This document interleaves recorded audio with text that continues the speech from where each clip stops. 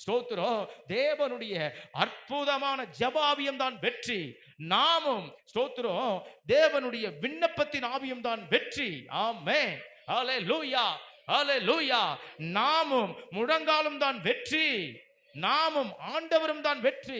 நாமும் ஆவியானவரும் தான் வெற்றி. நாமும் ஆலயம் தான் வெற்றி. நாமும் ஜெபிக்கிற ஜெப பங்காளரோடு இருக்கிற ஜெபாவியம் தான் வெற்றி. அல்லேலூயா, அல்லேலூயா. ஆமென், ஆமென். ஸ்தோத்திரம். பல சொல்லுவாங்க, சும்மா நான் ஜெபத்துக்கு போயிட்டே இருக்கிற, சும்மா நான் சர்ச்சுக்கு, அவர் வரத்தான் சொல்லுவாரு, அவர் போகத்தான் சொல்லுவாரு. ஸ்தோத்திரம். சில ஆளு கணக்கு போடுற ஆள் இருக்கிறாங்க, அட்டெண்டன்ஸ் போடுற ஆள் இருக்கிறாங்க. ஸ்தோத்திரம். வாழ்க்கையில வெற்றி வேணும். ஆமே, ஆமே. ஸ்தோத்திரம். யோசுவாவுடைய வாழ்க்கையில வெற்றியை தான் சாதித்தான், ஒரு இடத்தையும் தோல்வியை சந்திக்கல.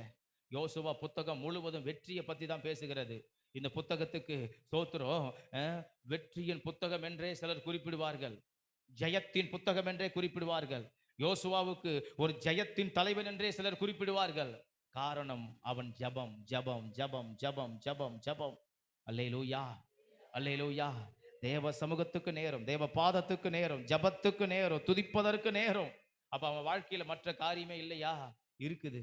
அவனே சொல்லுகிறானே, நானும் என் குடும்பமோ கர்த்தரையே சேவிப்போம். அப்படின்னா ஒரு குடும்பத்தை கட்டி இழுத்துக்குன்னு தேவ சமூகத்துல போய் நிற்பது என்பது எவ்வளவு சாத்தியமான காரியமானா முடியாத காரியம். ஒரு குடும்பத்தையோடு அவன் கட்டி இழுத்து போகணும். ஸ்தோத்திரம். இரண்டாவது, தலைவன் பொறுப்புல இருந்து ஜனங்களையும் கட்டி இழுத்து போகணும். மூன்றாவது, ஸ்தோத்திரம், எதிரிகள். ஸ்தோத்திரம். யோசுவா காலத்தில் எதிரிகள் பெருகி விட்டார்கள். ஸ்தோத்திரம். அப்போ எதிரிகள் மத்தியில அவன் ஸ்தோத்திரம் அவன் ஜெபத்தை கட்டி இழுத்து கொண்டு போக வேண்டும். அல்லேலூயா.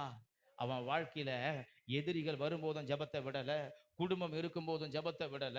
அவன் வாழ்க்கையில 30 லட்சம் ஜனங்கள் தலைவனாக பொறுப்புல இருக்கும் போதும் அவங்களுக்கும் அவன் ஜெபத்தை விடல.